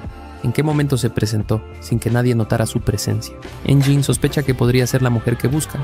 Rillo se adelanta y le pregunta directamente si fue ella quien vio a alguien entrar y salir de la esfera. La mujer responde afirmativamente, agradeciendo su suerte. Sin embargo, comienza a toser y comenta que ese lugar apesta y arruina sus pulmones. Los invita a su casa, donde podrán hablar sin máscaras ni equipo. Promete que está muy cerca. Aún así, los chicos sospechan de sus intenciones. Rillo sugiere que ella vaya sola, pero Engin se niega. Lo mejor es ir juntos. Y si resulta ser una trampa, él mismo se encargará de enfrentarse a ella. En la siguiente escena, ya dentro de la casa de la misteriosa mujer, Rudo observa impactado. Él y Engin caen al suelo escupiendo una gran cantidad de baba. La misteriosa joven había guiado al grupo hacia una torre imponente que destacaba en medio del desierto. Su tamaño era tan colosal que incluso Rudo pensó que quizá alcanzaba a rozar la esfera suspendida en los cielos.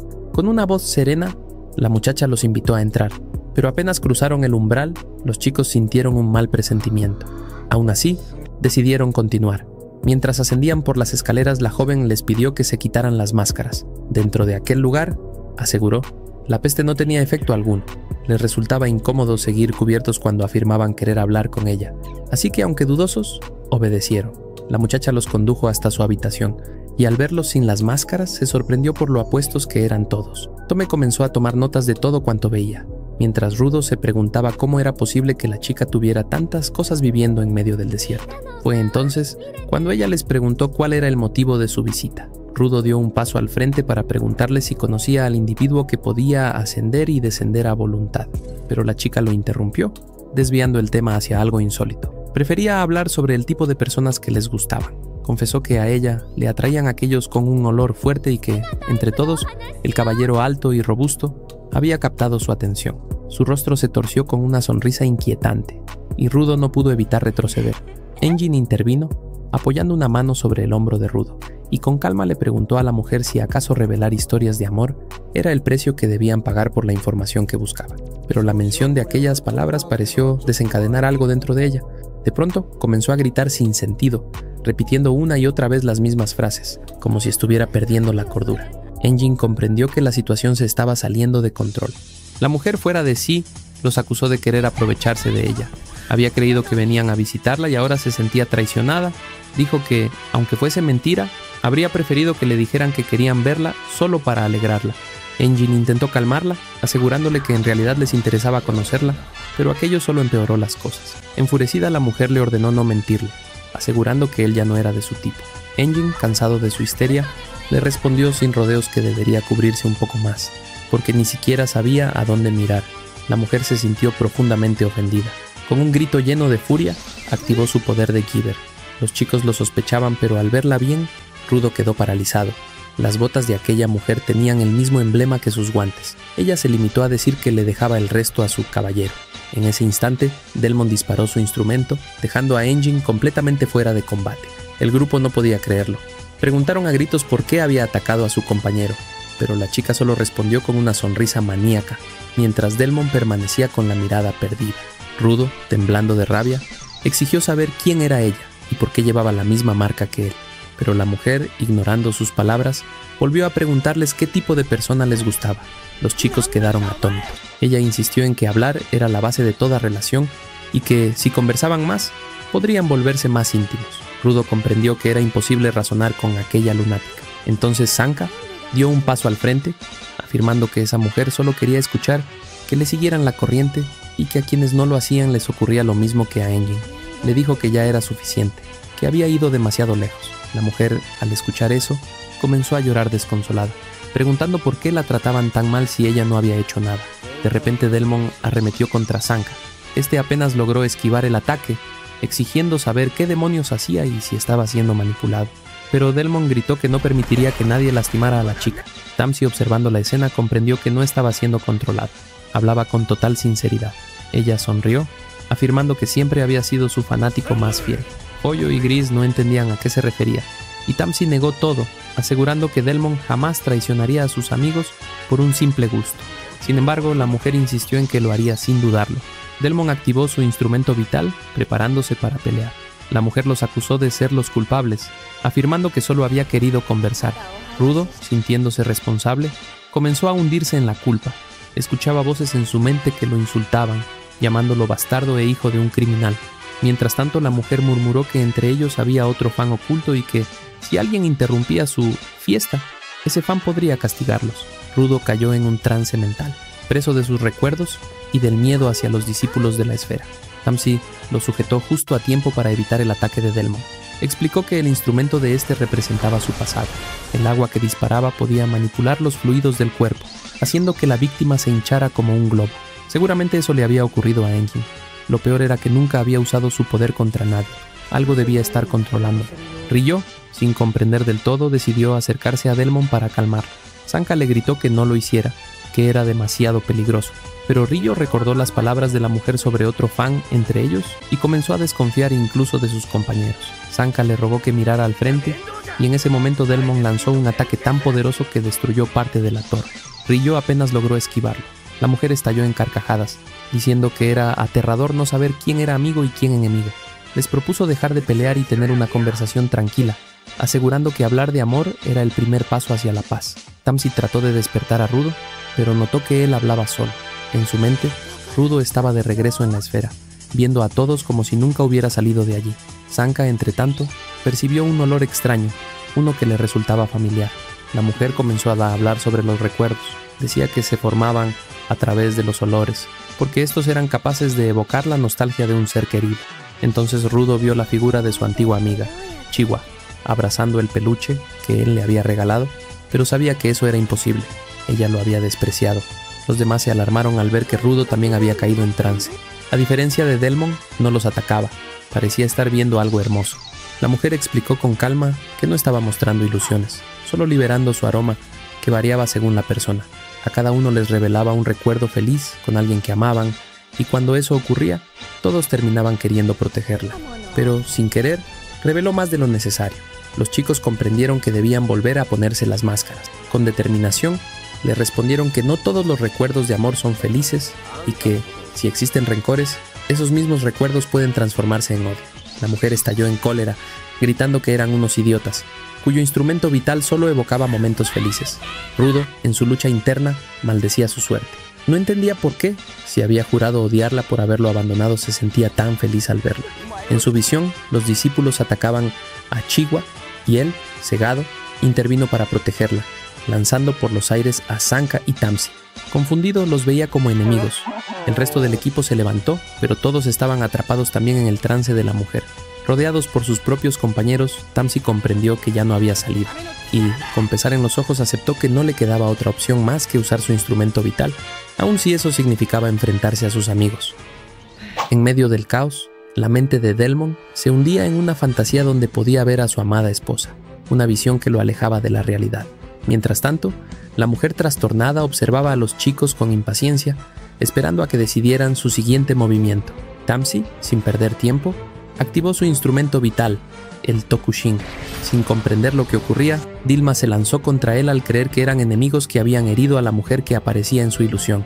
Pero Tamsi desplegó unas cuerdas que atraparon a todos, inmovilizándolos. La psicópata, indignada por la destrucción de su habitación, ordenó a sus fervientes seguidores atacar en su nombre. Sin embargo, cada intento por liberarse solo hacía que las cuerdas los apretaran con más fuerza. Tamsi sintió un ligero remordimiento al ver a sus propios amigos sufriendo. Había asumido que la razón volvería a ellos con un poco de dolor, pero estaba claro que no sería así. La mujer trastornada, con cruel satisfacción, le aseguró que su experimento había fracasado, pues aquellos chicos harían cualquier cosa para protegerla, incluso si tenían que dañarse a sí mismos. Su sonrisa predecía una tragedia inminente, pero Tamsi, firme, respondió en silencio con acciones. No permitiría que corriera sangre. Con precisión utilizó su Tokushin para enrollar a sus amigos como si fueran hilo, atrayéndolos hacia él mientras también capturaba a la psicópata. Ella se enfureció, y Sanka, incómodo con la escena, exigió que todo regresara a la normalidad cuanto antes. En otro punto de la torre, Gris y Tongme, aún conscientes gracias a sus mascarillas, se reunieron con Engin, preocupado porque este no despertaba. Al observarlo nuevamente, Tamsi lo miró con curiosidad mientras la mujer atrapada se quejaba del dolor, como si no estuviera acostumbrada a ser tratada de esa forma. Entre lágrimas y gritos desesperados, suplicó que la salvaran, provocando que los chicos, cegados por la angustia, intentaran liberarse, aun si eso empeoraba sus heridas. Tamsi mantuvo la mirada fija en ella. Era evidente que disfrutaba del caos que había creado. Con un suspiro de resignación, decidió liberar a sus amigos, aunque de la manera menos esperada. Al hacerlos girar como trompos, estos comenzaron a destrozar la torre, piso por piso hasta convertirla en ruinas. Sanka, horrorizado ante el estado lamentable de sus compañeros, reprochó a Tamsi por haber llevado las cosas tan lejos. En lo alto del edificio derrumbado, la mujer reía frenéticamente, celebrando que su advertencia se hubiera cumplido. La sangre había corrido. Entonces, con una calma inquietante, Tamsi le recordó a Sanka algo esencial, el amuleto que Renglin les había pintado. Aunque parecieran perdidos en la locura, pronto volverían en sí, y así ocurrió. Engin apareció detrás de la mujer y confiscó sus botas. Mientras tanto, en la base de los limpiadores, Semiu observaba con preocupación la información relacionada con Rudo, hasta que el jefe apareció para tranquilizarla. Sin embargo, él percibió que la intranquilidad no solo provenía de la misión, sino también de algo oculto dentro del propio Rudo. Quiso saber qué había visto ella aquella primera vez que lo conoció. De regreso en la torre, la psicópata lanzó un ataque desesperado contra Engin por haberle arrebatado una de sus botas. Aseguró que, sin ambas, no podría esparcir su aroma, razón por la cual los fanáticos en los pisos inferiores permanecían inmóviles. Engin, curioso y asqueado a la vez, comprobó la pestilencia de aquel objeto. Chris, impresionado por verlo completamente recuperado después de haber sufrido graves daños, comprendió gracias a Tongme que Engin había fingido todo para esperar el momento ideal para actuar. Aunque la mujer intentó recuperar su bota, Engin se negó a hacerlo hasta que todos estuvieran sanos y salvos. En ese instante, Delmon volvió en sí sin entender lo ocurrido. Tamsi y Sanka, aliviados, confirmaron que el amuleto funcionaba. Le explicaron que había perdido la cordura porque la habilidad de la psicópata hacía que las personas revivieran recuerdos felices, proyectando la imagen de un ser amado sobre la mujer misma, provocando así el caos. Al procesarlo, Delmon aceptó una dolorosa verdad. Su esposa no había regresado. Sanka reflexionó sobre la crueldad de esa habilidad, especialmente para quienes habían perdido a alguien querido. Y aunque habían recuperado la cordura, la realidad seguía siendo devastadora. Tiempo después, cuando todos ya llevaban sus máscaras, Engin devolvió las botas a su dueño. Sanka dudaba sobre qué hacer. Podían retirarse sin información, pero dejar libre a alguien tan peligrosa resultaba un riesgo enorme. Engin, sin embargo, Estaba convencido de que era solo una mujer indefensa sin su instrumento vital. Creía que podían intentar razonar con él. La psicópata, lejos del arrepentimiento, se quejó por la destrucción de su hogar y por el trato recibido, acusándolos de no sentir culpa alguna. Sanka estalló internamente ante semejante descaro. Hizo entonces cuando Rudo, consumido por algo oscuro en su interior, se quitó la máscara y avanzó hacia ella. Semiu, en la base, le confesó a Arka que había visto muchas personas en su vida, pero lo que vivía en el interior de Rudo era diferente y terrible. La furia de Rudo cayó como un puño que dejó a la psicópata paralizada del terror. Sus compañeros le rogaron que se detuviera, recordándole que era solo una chica, pero él no estaba dispuesto a perdonar. En su pecho ardía una rabia alimentada por el sufrimiento causado. Para él, no importaba el género del enemigo cuando éste era capaz de destruir a una familia mientras se reía. Aunque intentaron frenarlo, Rudo insistió en que ella debía pagar con dolor. Los demás reconocieron el peso emocional de sus palabras, cada uno recordando lo que les había arrebatado. Fue Engin quien se interpuso, recordándole que aún tenían un objetivo que cumplir. Rudo, avergonzado, entendió que había perdido el control. Tras apartarlo, Engin le ofreció hablar a solas. En silencio, Rudo explicó que siempre había reprimido todo dentro de la esfera para sobrevivir, pero en Terra era diferente. Aún así, sentía que seguía siendo el mismo niño incapaz de gobernar sus emociones. A su lado, Engin confesó que tampoco era perfecto. Tenía gustos, defectos y deseos contradictorios. Ser adulto no significaba estar completo, sino aceptar que aún había mucho que mejorar. Saberlo ya era un signo de crecimiento, así que le propuso disculparse juntos. Mientras tanto, Tongmei intentaba reconfortar a la mujer. Se quitó la máscara para hablar de amor y de comprensión. La psicópata la miró con atención y recordó a su madre. Afirmó que sería una gran madre como lo fue la suya, pues gracias a ella conoció su primer amor, su tesoro más preciado, y al ángel que viajaba entre la esfera y Terra. La revelación dejó a todos paralizados. Querían respuestas, y la historia, que ya había desbordado dolor y locura, estaba lejos de haber terminado. Amo se encontraba completamente ida, atrapada en los recuerdos de su pasado. Recordaba el día en que admiraba fascinado a un cuervo, hasta que su madre le aseguró que aquel animal jamás le prestaría atención. Acto seguido comenzó a echarlo del lugar. Mientras avanzaban, su madre le pidió que se comportara, pues estaban por reunirse con alguien que la querría mucho. Cuando por fin se encontraron con ese sujeto, la mujer comentó que se sentía muy alegre por ella, ya que esa persona la amaría para siempre. Al ver la perturbadora sonrisa del hombre, Amo se ilusionó, pensando que aquel cariño sería verdadero. En su mente fantaseó con pura diversión a su lado, sin comprender que la triste realidad era que su madre la acababa de vender. Cuando emprendieron el camino, Amo le preguntó hacia dónde se dirigían. El hombre respondió que tenía la casa perfecta para ambos, un lugar donde nadie los molestaría, una torre que sería solo para ellos dos. Al llegar, Amo quedó maravillada y deseó que su madre hubiera podido verla allí. Sin embargo, el traficante pensaba que aquella mujer simplemente se había rendido con su hija y que desde entonces él sería quien la cuidara. Pasaron los años y Amo se acostumbró a todo lo que el hombre poseía: libros, ropa, comida.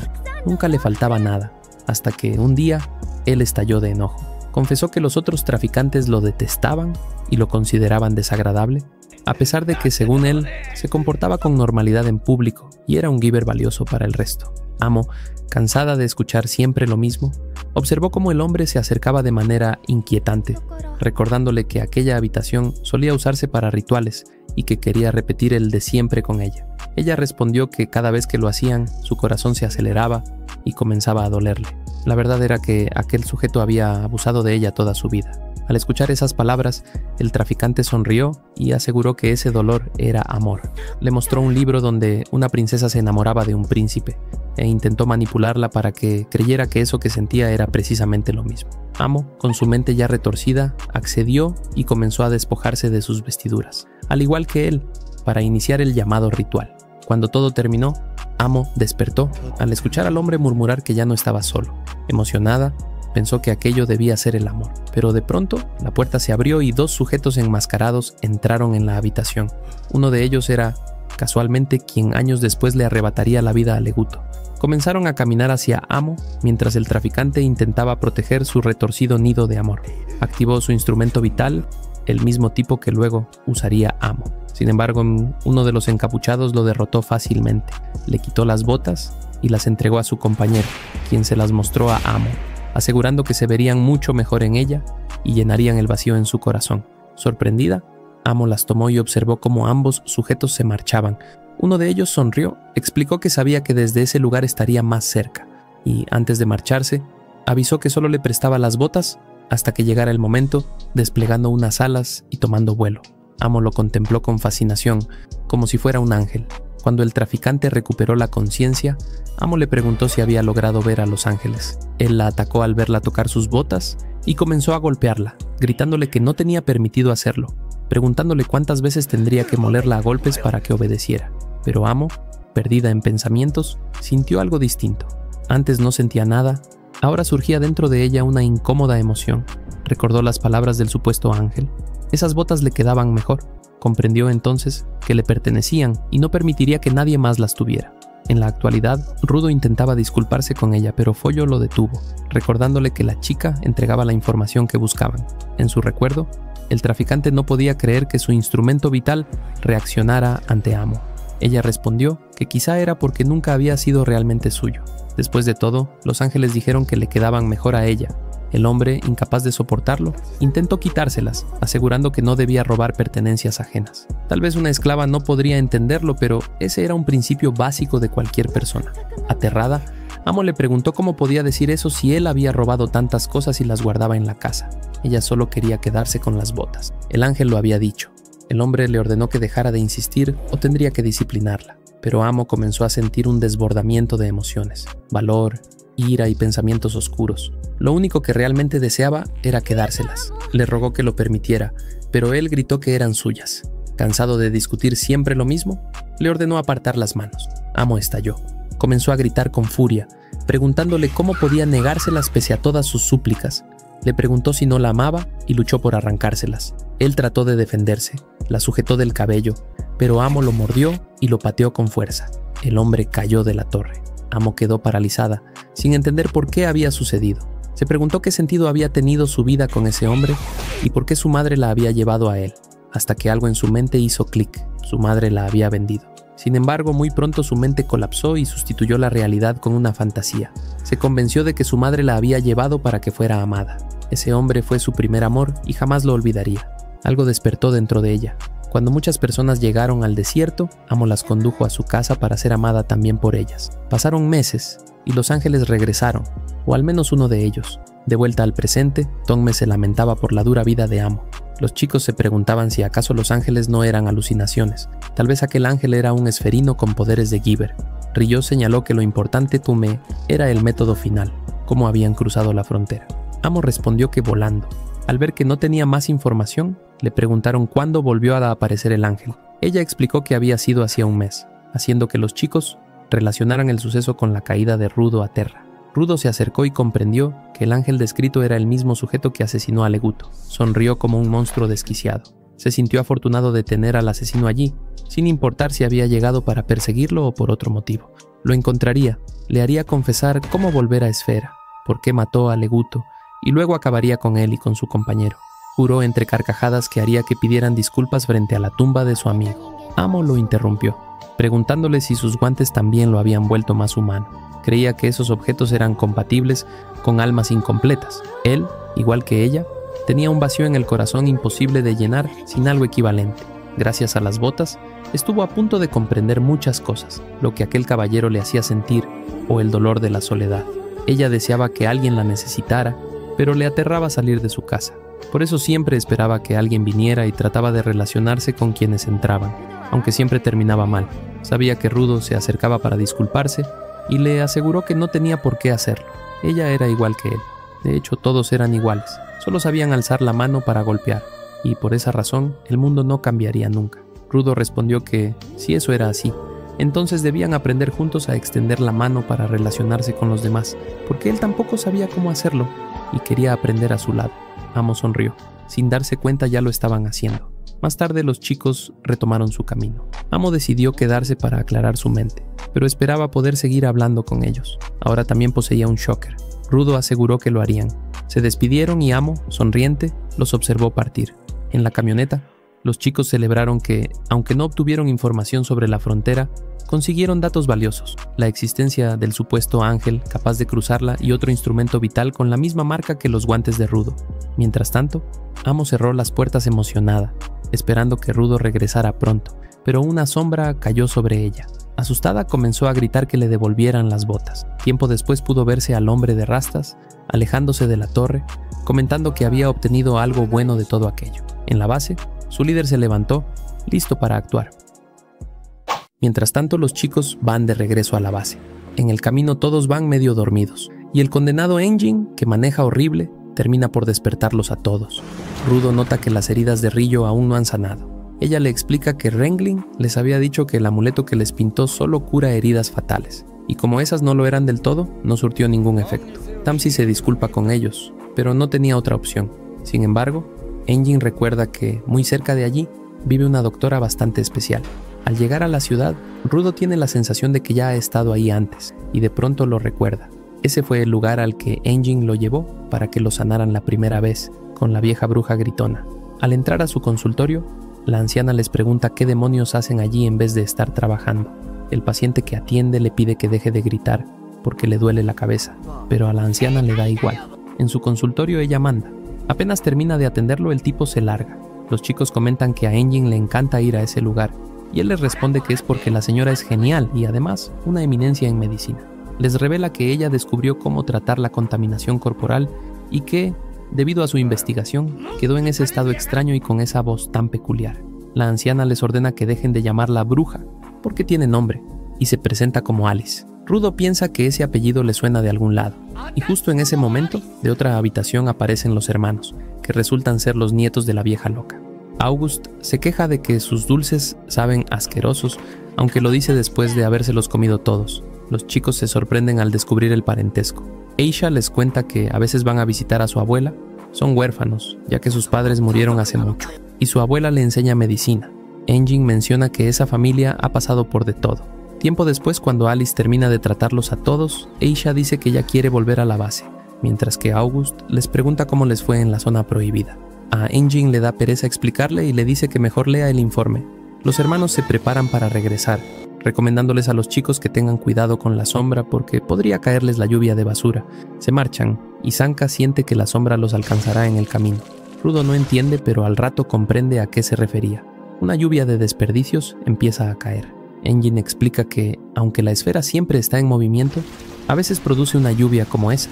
El patrón ya está establecido, pero aún así, muchos mueren por culpa de ella. Tamsi comenta que esa es una de las razones por las que los ciudadanos de Terra sienten tanto rencor hacia los esferinos. Lo más triste es que, cuando intentan subir para vengarse, terminan muriendo en la frontera, lo que los hace preguntarse cómo el ángel y Rudo lograron atravesarla. Él responde que no lo sabe, sus recuerdos son muy borrosos, vio algo pero no claramente.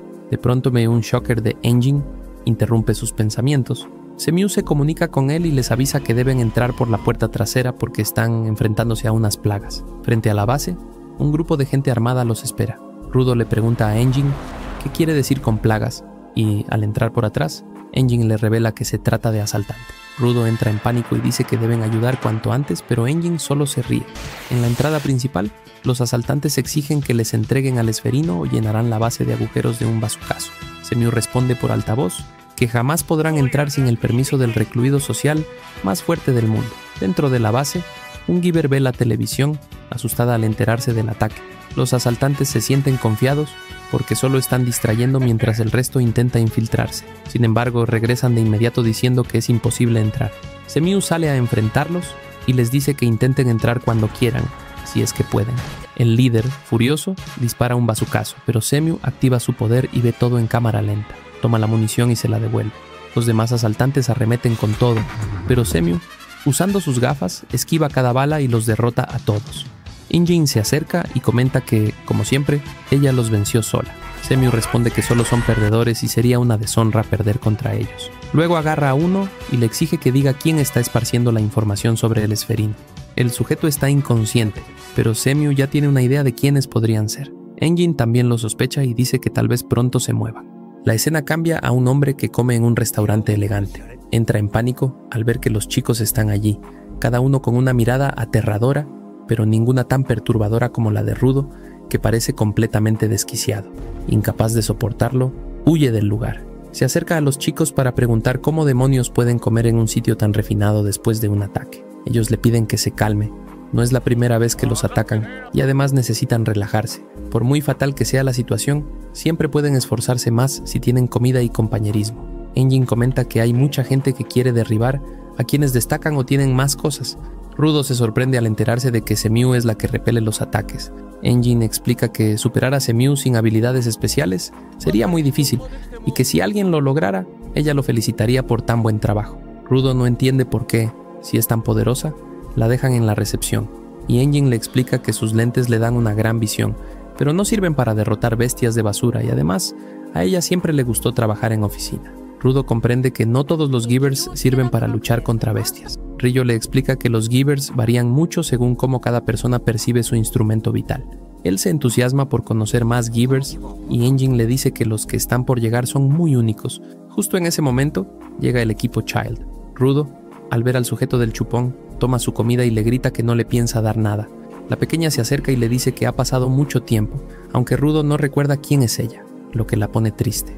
Le recuerda que estaba allí cuando él llegó por primera vez a la central de limpiadores. Uno de ellos se disculpa por no presentarse antes y le dice que la chica se llama Guitar Heavy Fantasy.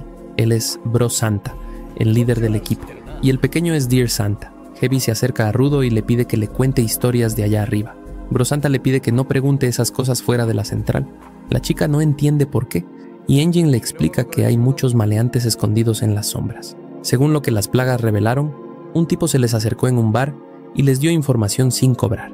Eso significa que los mandaron para descubrir la debilidad de los limpiadores sin arriesgarse. Ryo sospecha que podrían ser los Riders, pues últimamente están muy obsesionados. Rudo intenta escapar de Heavy y se sienta en otra mesa, donde un encapuchado le pregunta si alguien los persigue. Rudo le dice que solo son bandidos. El sujeto espera que no sean los Riders, porque sería terrible que se fijen en ellos. Explica que están desesperados buscando algo y recomienda tener cuidado, porque desde que cambiaron de jefe, siempre consiguen lo que quieren sin escrúpulo. Rudo observa a la chica encapuchada, y el sujeto comenta que ya recordó lo que buscan los Riders. Le muestra unas botas de amo y dice que buscan algo parecido. Rudo queda en shock. El sujeto lo toma del cuello y le revela que él es el líder de los Riders. Le advierte que tenga precauciones porque se acerca una tormenta. Rudo intenta atacarlo, pero Shitoni aparece detrás y usa su objeto para transportarlo a otro sitio. Los chicos corren para sujetar a Rudo, pero todos terminan siendo transportados juntos. Shitoni sonríe. Ha atrapado a muchos limpiadores. La escena cambia. Los chicos despiertan en una extraña caverna. Engine intenta comunicarse con Rudo, pero entra en alerta al ver que frente a ellos hay un grupo de Riders. Ambos grupos avanzan uno hacia el otro. Rudo, furioso, les pregunta qué hicieron con Amo.